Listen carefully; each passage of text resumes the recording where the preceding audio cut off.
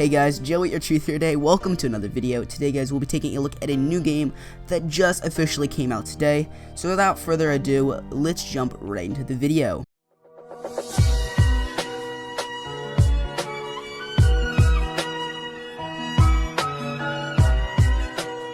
Okay guys, chances are you probably read the title of this video, so you guys know we're talking about For Honor.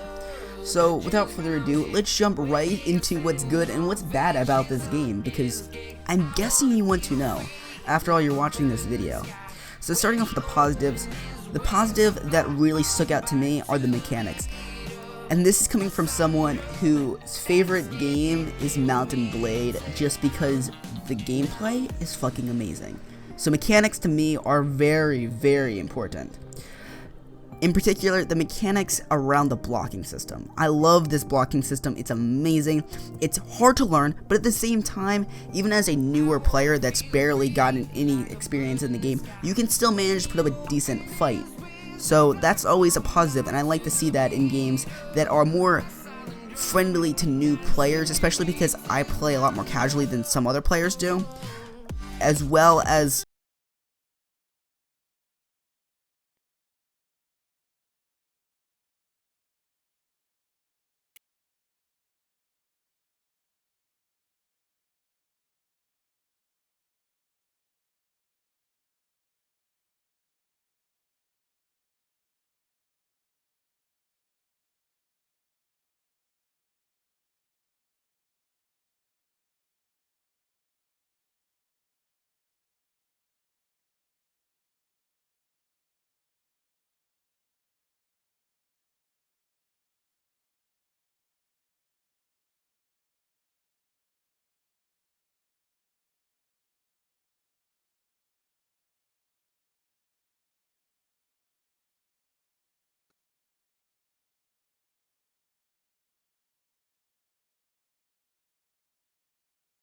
in this game are fucking amazing.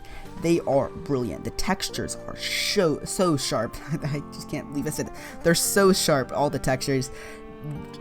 It looks amazing, especially on PC. If you're running this at 4K, first of all, kudos to you, because that must be a pretty nice build.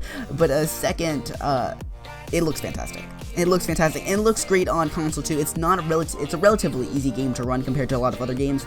So it's running at a reasonably decent resolution. So yeah, I definitely think it looks nice both on console and on PC.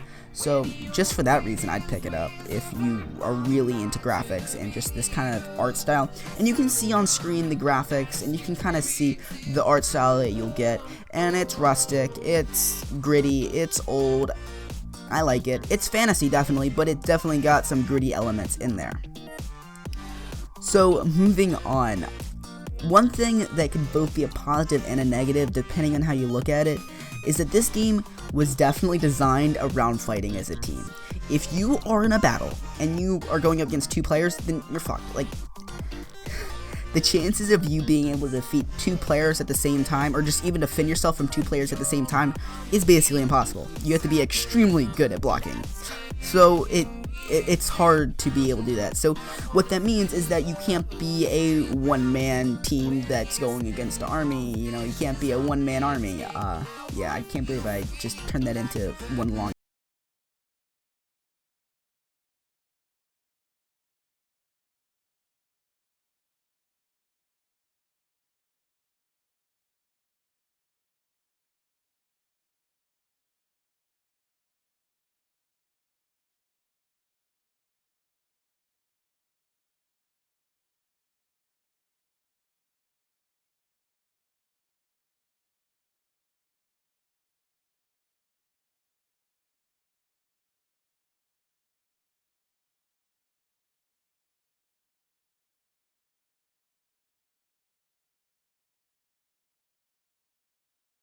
Your own, just playing by yourself, then it's not gonna work. I'm sorry, this game just was not designed, because eventually you're just gonna run to a group of more players and you're gonna get just obliterated. So yeah.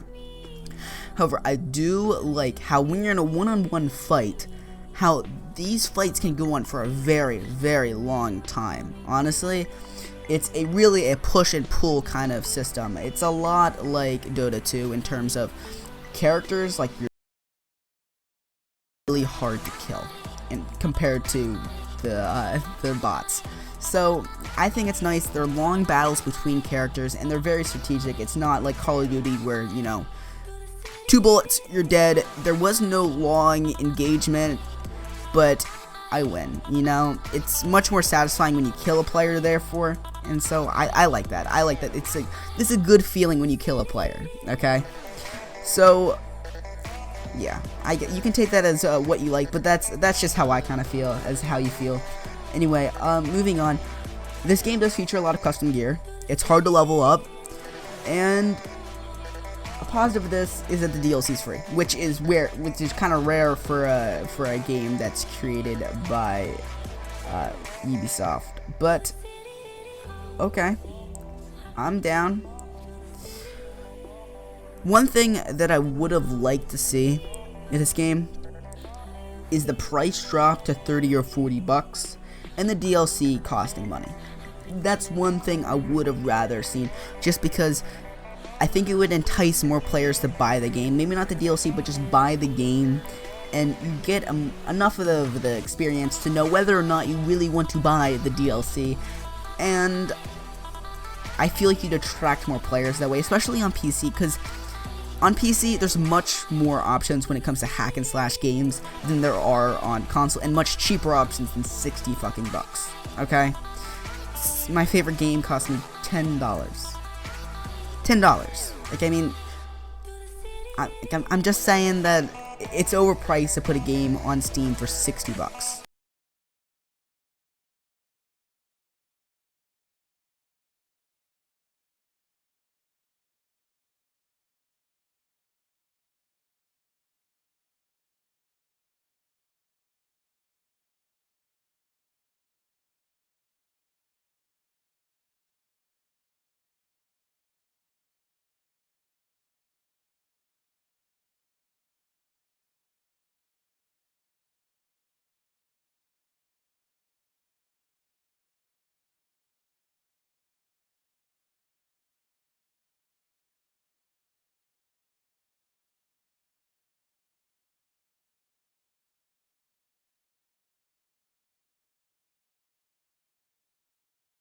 Gear and all, but it's definitely a grind, and you find yourself in different situations. But at the same time, with the mechanics, you have to memorize these combinations to do certain attacks, so it kind of gets slightly repetitive, which some people will not find repetitive. Honestly, people that play Call of Duty for hours and hours and hours, 12 hours straight of Call of Duty, I can never do that. I can barely play an hour and a half straight of any first-person shooter without it getting a little boring, just because of the repetitiveness. So yeah, guys, if you find that interesting, if you find that you can play Call of Duty or whatever first-person shooter that fits your fancy, for hours and hours and hours and not get bored, then this is definitely a game that you won't find boring, because you definitely find yourself in different situations. But at the same time, it's like, it's similar, and I don't like similar. So yeah.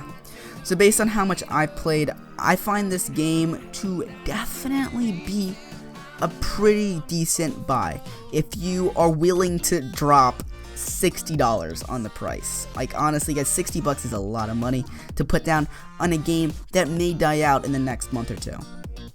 Now, if you're looking for a game particular to play with your friends, which I am always looking for, constantly looking for games to play with my friends, then you might actually want to wait till next month. Of course, unless you feel like you can drop 120 bucks on games in the next 2 months, at least. Wait till next month when Ghost Recon comes out. Go look at the trailer for that, guys. It's open world, it's 4-man teams, and you're an insurgent that, you know, goes and takes down drug lords. I mean, you go in the way you want, you go out the way you want, you do everything the way you want. I think it's gonna be pretty cool.